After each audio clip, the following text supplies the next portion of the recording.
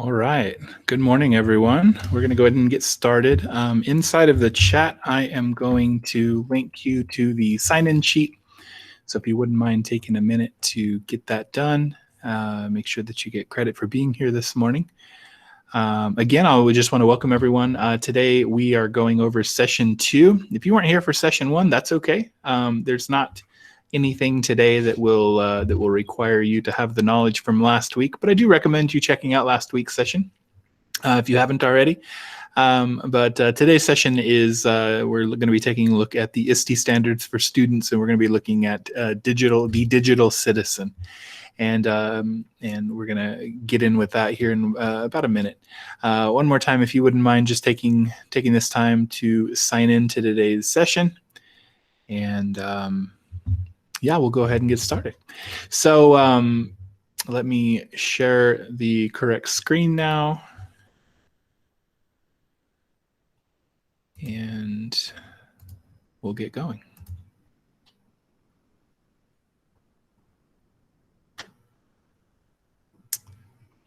All right, you should be seeing my slideshow, is that correct?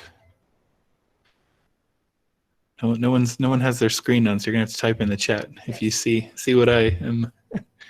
We're good? Okay. All right, so again, we're going to be taking a look at session 2. It says at the bottom, you will need to have access to the online component of your district adopted curriculum. We're not going to be taking too close of a look at that this morning. I do want to get you out of here in case you want to go and watch something that's on the telly today. It is Inauguration Day, whether you are pro or against or whatever the case is. It's a day of history, and so it's something that I would like to at least take part in a little bit, and so so I'm going to leave a little bit of time for you guys towards the end instead of taking the whole hour like I almost always do.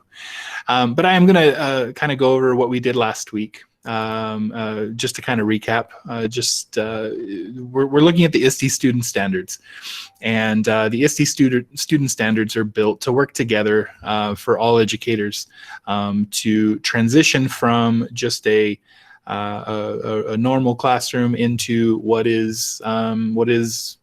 we would have called the future, but it really is today, you know, as we sit here and we're teaching our students, you know, almost 100% online.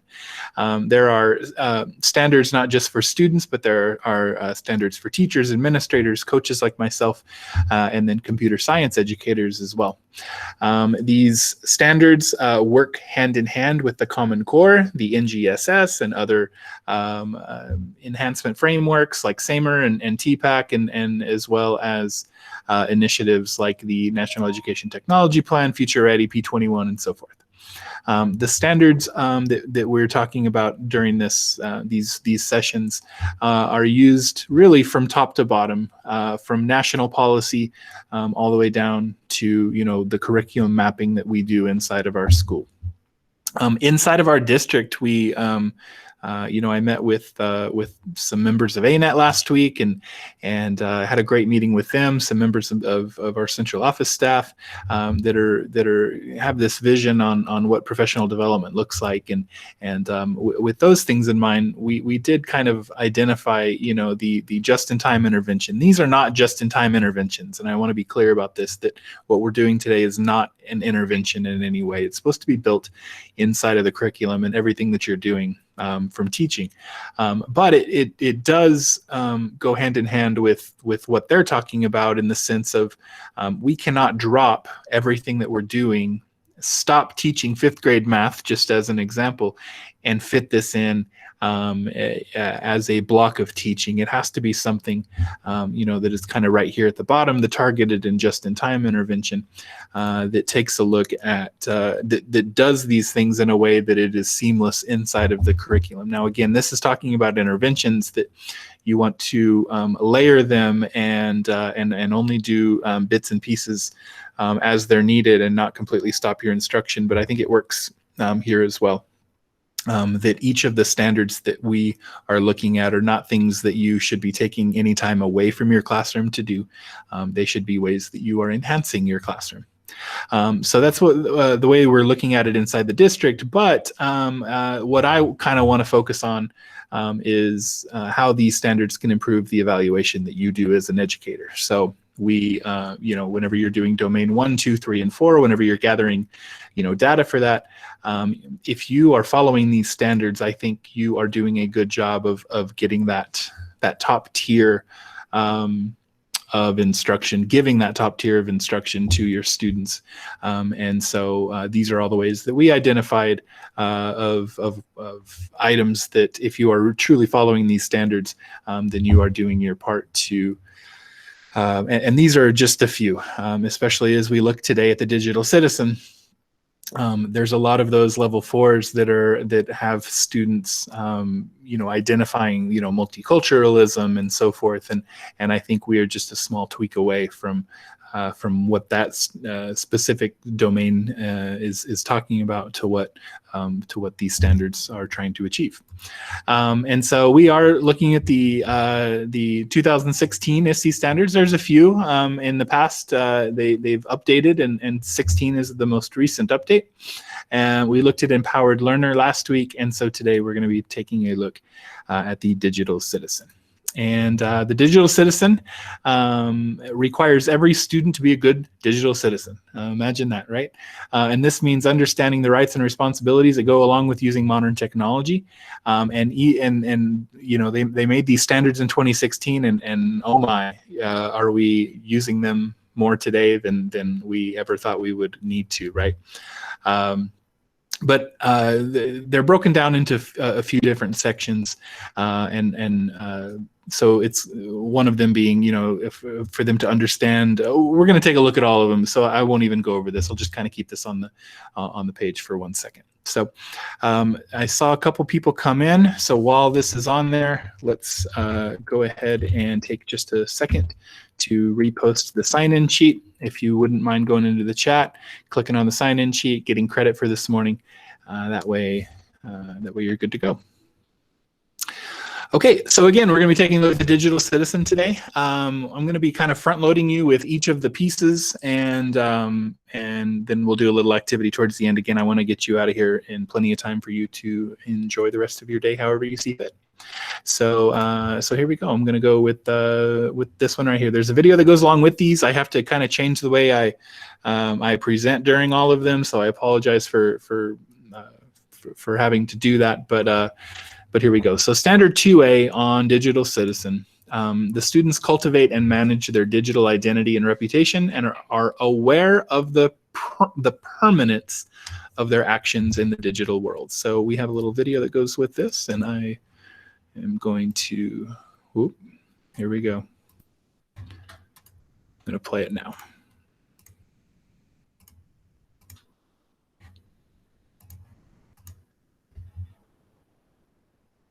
Okay, here we go. Students cultivate and manage their digital identity and reputation and are aware of the permanence of their actions in the digital world. We did what we call Restorative Justice Circle, and it's basically a form of sharing our feelings and our ideas. I connected it to digital citizenship. We talked about how our actions have consequences. So when you hurt somebody online, it stays there. It could stay there forever. It's important because in real life you get to talk to them face to face, and on the computer you're just facing a screen. But they're still saying what they want to say on a device. One thing that we can do is be appropriate online. That would be a good rule, right? The students went online and they wrote their actual rule that they come up with to protect their digital footprint. And then of course, then we moved into sharing and liking and replying to other people's comments. Practice being a good digital citizen and say something nice about their rule. I think from last year, a lot of them already knew, like, no, Ms. Garcia, I never give my name. I don't post pictures. When I started teaching, I never thought I would be teaching things like this. But, we are teaching the leaders of the world. But I'm glad I'm part of it because I want to be part of that change. All right, so I will say that I don't believe that this is a new idea, right? Showing kindness online is just a hair different than showing kindness inside of their own, your own classroom, and so the difference becomes, and I think a challenge for some students to think about that permanence that's involved with that.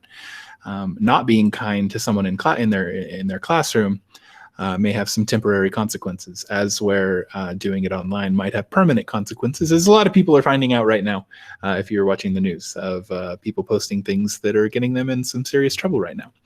My wife and I were watching a series just last night, and it was about a news organization. And this news organization, of course, it's fictional, but it was building up its online reputation, and it was really one person that was building it up over years and years and years, and it took him quite a while to get this build up. And of course, because it's a TV show, some drama happened, and he had to go away. And during the time that he went away, some other people came in and changed the way the website worked, and basically lost all credibility. So it takes years to build those things up, and it might just take minutes or seconds for a lot of them to be torn down, and I think that is a challenge for kids growing up right now, and we see football players just as an example of people that might be getting drafted for the NFL or MLB or anything else, and then they go, the teams go look at their social media presence, and they see a post from whenever they were like 14 years old, and they're no longer interested in them as a player anymore. And so it's up to us to instill that. And I know a lot of ways that people do that is by, let me see if I can share this tab. Nope, it just stopped sharing. I know ways that a lot of people do that are through sharing posters like this. And I think this is a good step of embedding this inside of your curriculum, just making them aware, just talking about it, not necessarily having to do a full lesson over it, but just having posters like this up that make them think before they do any of this. So of course, this poster would probably need to get updated. It has Blogger on it, and which is not necessarily used anymore, but you could probably put TikTok on there, and a couple other things that I am way off base on, I'm sure. But the point still remains, is they have to be thinking about what they're posting. Obviously, this is again, like I said, nothing new. So this next video is for Standard 2B. I'm not even going to read it since it reads it inside of the video, but I'm going to go ahead and start playing it here, and I have to share differently so that you can listen to it.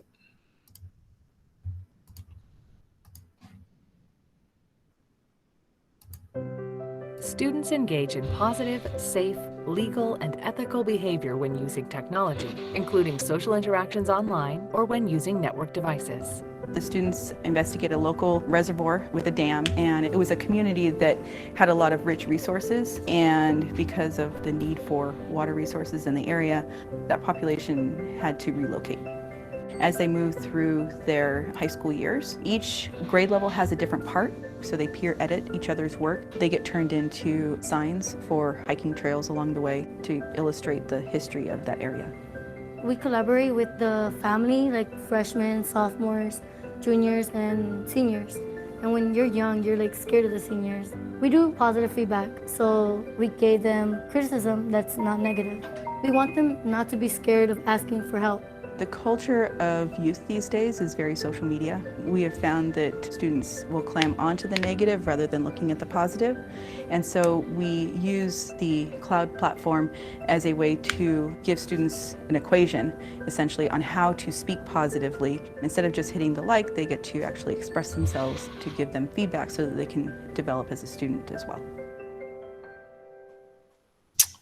So I think that we sell short how good students are at this already sometimes, and she talked about that just a little bit. They live online, even more so today than they ever have, and but we have to make sure that we are cultivating the the positive aspects of being online, as opposed to what they are used to seeing, which is, you know, this hateful attitude in a lot of ways, and just doing things the correct way. And so when we give trainings here in on our side of the world, we on Google Classroom, the first thing that we remind staff to do whenever they are creating a new Google Classroom is to turn off their stream for students, because as I did last week, I did not turn it off, but of course I'm dealing with adults, so it's a lot easier to do this, because the first thing people do whenever they get into a new classroom is they start commenting, which can be great. And it was great for the classroom that I had set up. It is not always great for the ones that, you know, for 4th grade, 5th grade, 6th grade, even 10th grade students. So again, the first thing that we tell people to do is to turn off that commenting, so that whenever students go in, they aren't tempted with that. Having said that, I do think it's important that if that's the first thing that you do, that you also, the second thing that you do is to put a time into your teaching where you talk about ways that you can turn that off. I guess reverse the turning off, so turning it on, so that the students can actually comment just like they would inside a regular classroom. We don't want to turn this off forever, is what I'm trying to say. We want to make sure that we teach them the correct ways to use the platform before they start moving forward with it. And again, this is embedded. They are already in Google Classroom. They have everything at their fingertips to be able to do this. So let's teach them the right way to do it. And so I would encourage you that if you have turned off the commenting feature, is have a discussion with your class, turning it back on. And that will again help meet that standard right there. Okay, let's look at standard 2C.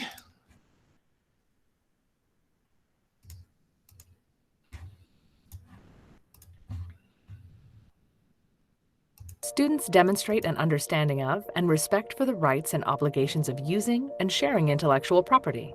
So in today's lesson, we wanted to focus on teaching students how to give proper credit when they're using somebody else's work, and also their rights and responsibilities as creators. Copywriting is when you give other people credit and you need to ask for permission, because if you didn't, the next time they make like a new invention, they wouldn't let you use their invention. We showed them a picture and we said, you found this picture on Google, you want to use it in your report, how are you going to provide proper credit?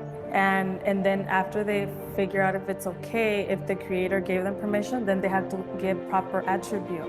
We have them record their responses, and then we listen to a couple of their responses to see how they were responding to the scenario. And then after that, they actually can listen to other students' responses too, and then give feedback. I feel like I'm preparing my students and not only helping them here, but also at home or any time that they're using technology, you know?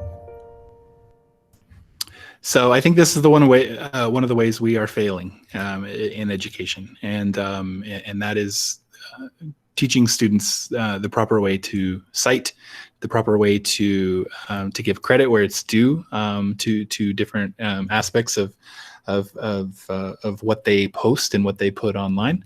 I don't think this is unique to like Carlsbad. I don't think it's unique to America. I think this is a problem that it's kind of the Wild West a little bit inside of technology, and there's not enough put out there to inform, and I think that's where we really do need to do a better job of this. And it reminds me of this meme, you know, that someone says, "Hey, I want to learn how to file taxes," and then the school's like, "No, we don't do that here, right? You need to know that for your whole life. Yeah, no, we're not going to teach that here. We're going to teach you something else instead." And I think this is kind of one of these areas that being able to not find yourself committing a crime of stealing other people's work, we need to be teaching that. That's a pretty important part of functioning in a proper society, and preparing them for the world that they're going to be living in. And so, so a couple things. That video went into, properly citing, and so I wanted to show this really quickly. Let me put this up. So this is just my Google Doc. It has my notes for today, but I have here we go. We have the digital citizen. I just copied and pasted this information, right? And mostly because this is just notes. I'm not publishing this. I'm not putting it out there. This is just for me. But it's really important for us to, again, think of what are we doing online? How can I properly cite this information? This is my tip for today. Google Docs does have a way to cite everything that you're doing. So I'm going to go up here into the Tools menu, and if you were here last week for my second Let's Get Certified class, then you might have already saw this. But inside of Tools, there is a Citations button that you can click on. So I'm going to click on Citations, and here you can pick either MLA, APA, or Chicago, and add a citation source. And so it builds it directly inside of the program. So so I maybe got this from a website. I can put the name of the author, and can add contributors. I can put the title and so forth. And I'm just going to kind of put information very quickly. Let me just copy this here, just because it's required and I have to put something there. 2021. Let's see, 1/20 of 21. Oh, the day. Excuse me.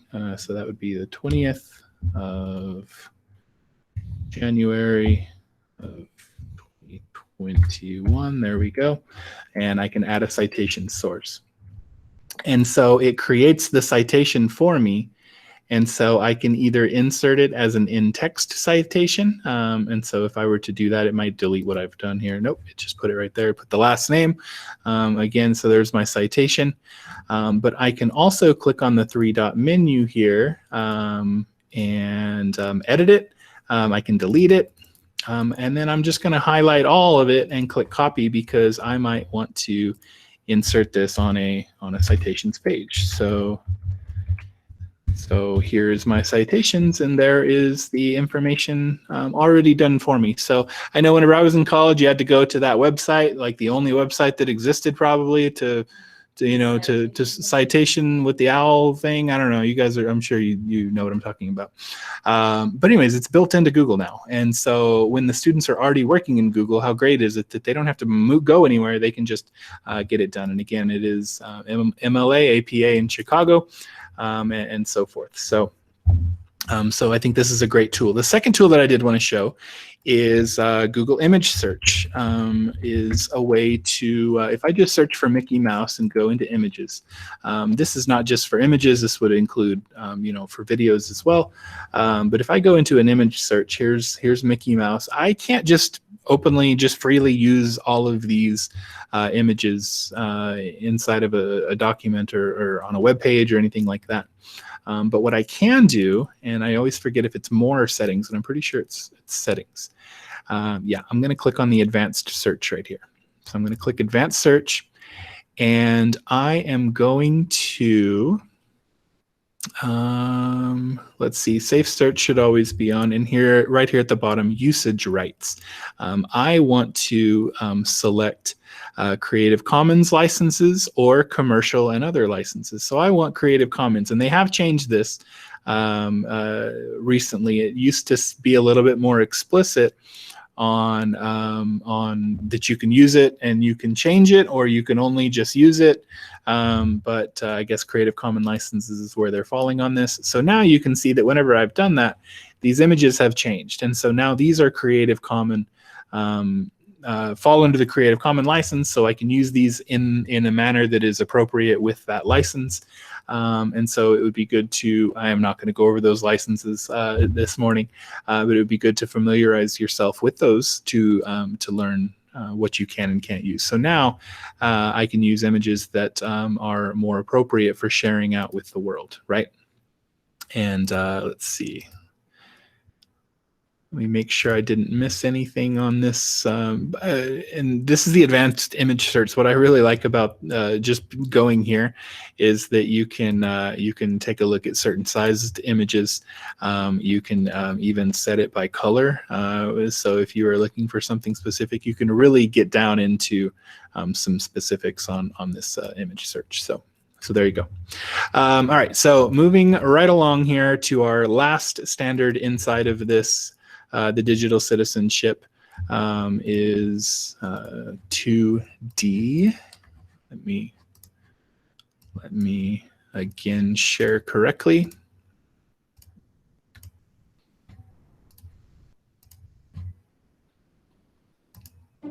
Students manage their personal data to maintain digital privacy and security, and are aware of data collection technology used to track their navigation online.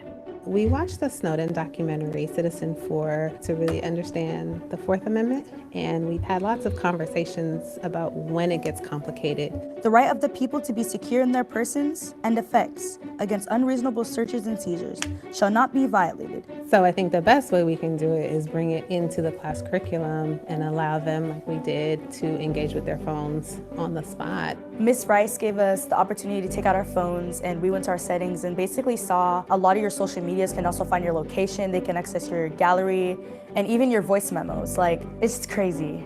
It's a lot. And we had an interesting moment where we talked about the terms and conditions. Now, once we go look through our phones and see all the apps and programs that have access to our data and that we are opting into it as we use their programs, now they know. They were able to say, oh, you want to track everything I do. Maybe I don't want to play your game that much. And if it's not acceptable, how they can opt out. It's important that the students know that they have the power to make decisions about their privacy. First of all, what a cool lesson, right? Like, how cool is that to, hey, get your phone out. Let's take a look at what you even are already putting out there to the world. But I think even cooler than that is taking it to that next level of, hey, let's take a look at what the Constitution says about all this, and let's look at illegal search and seizure. And where does this fall under? And oh, by the way, did you know that there's a recent Supreme Court decision that says you can be forced to provide iris or fingerprint data to your phone to open it, but you cannot be required to put in your PIN code in order to open your phone. So just interesting things that they might be really, really intrigued by, and it's really just getting that sparking that interest inside of them. But I think especially like what she did, let's get your phone out and let's take a look at what's you're already putting out there, and then let's figure out whether or not it's really that important. We've had to recently have this conversation with our son, who wants to play some game online where it asks for way too much personal information at the start, and so we had to make sure that we had that conversation. And of course, a second grader doesn't understand the permanence of their actions, and it's up to me as a parent and teachers that he comes in contact with to make sure and that we start getting that explained as we go through. But what this talks about as well is just be aware of the data collection, but also managing your personal data. And this is another time for me to express my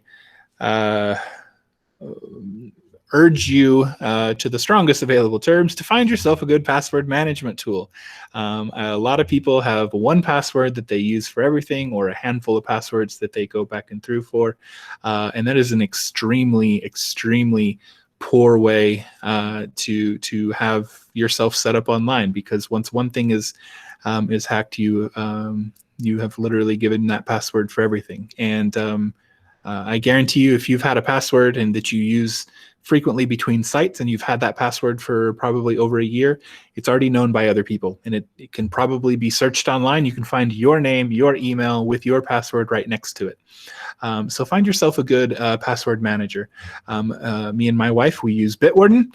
I have used Dashlane in the past. I have used Lastpass in the past. Even Google just has their own built-in that you can use.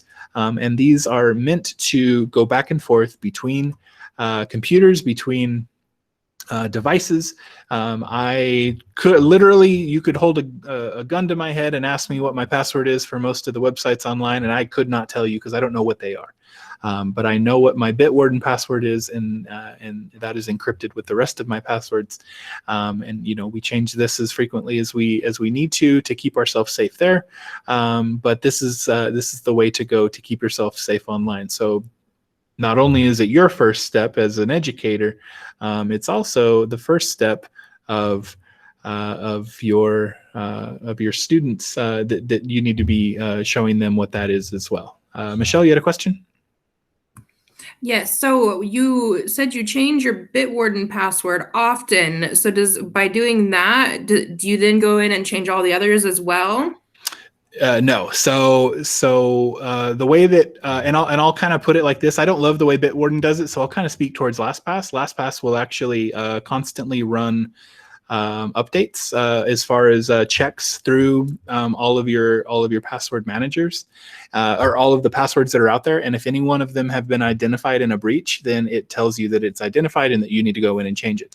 Inside of LastPass, there's also a button that you can click on that says change this password, and it will in the background run through and change that password to something completely different for you.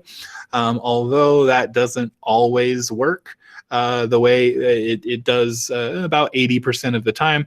It'll tell you if it doesn't work. So it's not just like, hey, I thought I changed it and I didn't.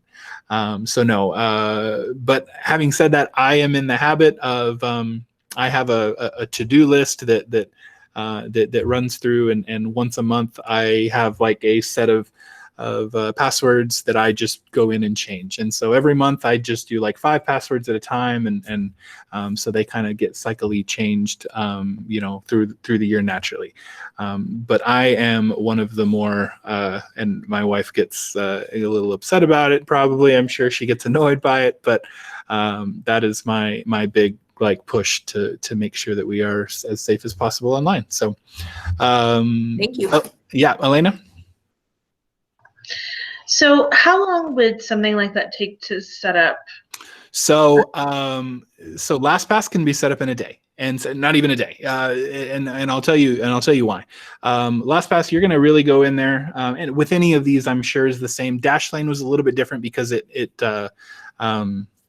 just the way that it got set up. But I always kind of recommend LastPass for people who are starting out because it's the most commercially available, and it's going to be available on most platforms. But you sign up for it and you can start putting in information, but you don't have to, because what you're really going to do is it's going to collect it as you type it in. So you're going to install LastPass, and then you're going to go to Gmail for the first time, and then it's going to say, oh, hey, you just signed into Gmail. Do you want us to save this password? And then you click yes, and now that's saved. And then you're going to, later in the day, you're going to go to Facebook, and it's going to say, hey, you just put in your password for Facebook. Do you want us to save that? And yes, and then it might even say right away, oh, these 2 passwords are the same. Do you want to change one of these? And so it's meant to do it as you go through the process. Now, for kids who are starting out, who have very, very few passwords, theirs is going to be good to go after 1 or 2. And in fact, in a way, ClassLink is already a password manager for them. So they might not need one, especially at the elementary level. But of course, as they get more higher up in school, they start getting more and more passwords created, and so they might need that extra password management tool. So if you just sit down one day and you're going to determine to sign into everything and change the password, it's going to take you some time for sure. And I have spent, whenever we changed from LastPass to Bitwarden, it took like a day to get that process, completely finished. But one, I would just say that it was well worth my time. But 2, it didn't have to be such a time intensive task if I was just doing it as I went through. Does that answer your question, Elena? Yeah, I guess, and then I have a part 2 to the question. So please. That was mostly for my 7th grader, because right now she's got passwords, but because I'm her parent and I'm a little overprotective, those Sure. passwords have to be something that I know. Sure. Because at any time. So how does that work with LastPass? How would I be able to monitor?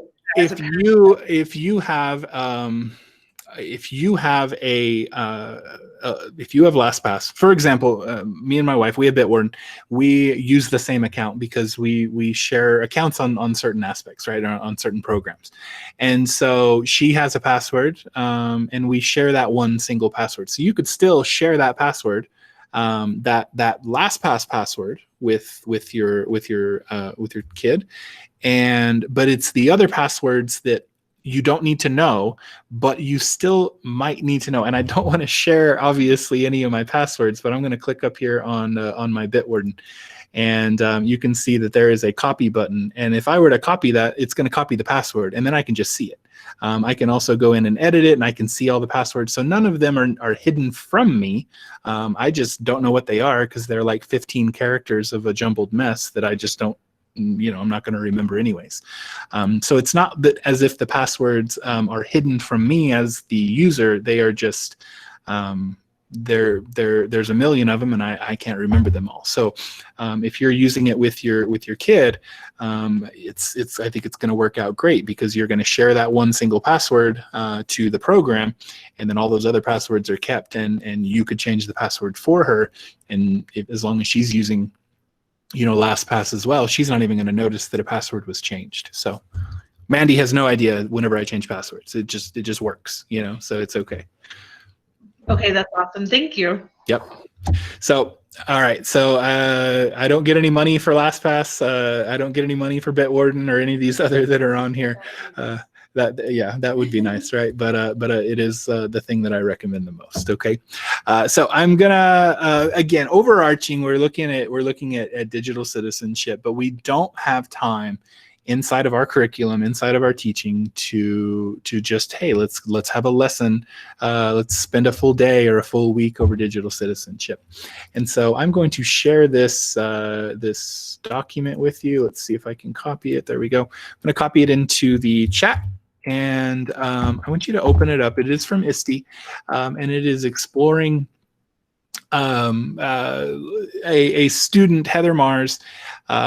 She is looking at the way she teaches, and she uses Seesaw in the class, and she realized that inside of Seesaw there is a lot of tools that are already helping her with digital citizenship.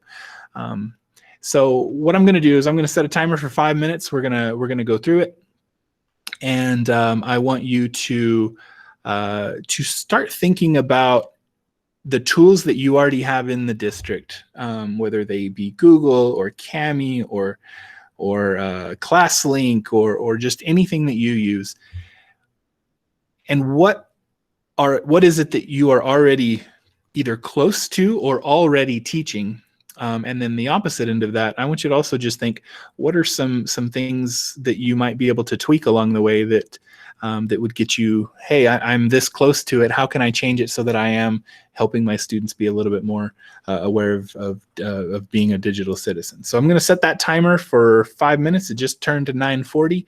So at 9:45, we'll come back and we're going to wrap it up after this article. So I'll go ahead and shut up and let you guys read.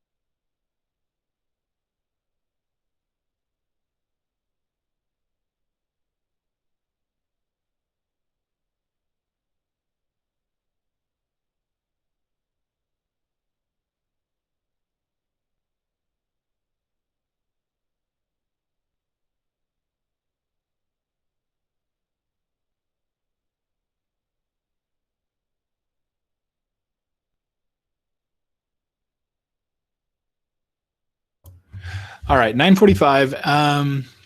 Again, I hope you're able to kind of identify a few of those things. As I kind of already mentioned above, you know, you have comment sections in Google Classroom that you can look to.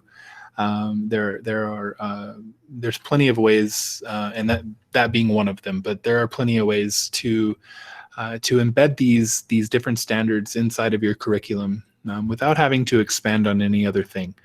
Just use what you have. One thing that I will add, just before I again let you guys go, is I did find a few different ways that they have broken down these standards into age groups. And so here is a look at the age 4 to 7, how these same 4 standards might appear. Here's some for 8 through 11 and 12 to 14. And I'm going to share something, a document with you so that you have a copy of this. But really what it reminds me of, and I don't know how many people were in the district whenever we were doing these, capturing kids' hearts. It really reminds me of this because, you know, building that social contract, again, we are very close from building a social contract for what happens inside of our classroom to then also building that social contract for what happens online. And the first step is remembering that the kids know how to act for the most part. They know how to act in a classroom without you having to tell them, and they know how to act online without you needing to tell them. And if they don't, then someone if one doesn't, then I'm sure some others or quite a few of them know it as well.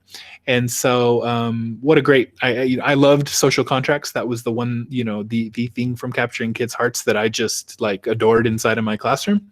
And it's something that maybe we think about putting into place for the digital citizenship element of that.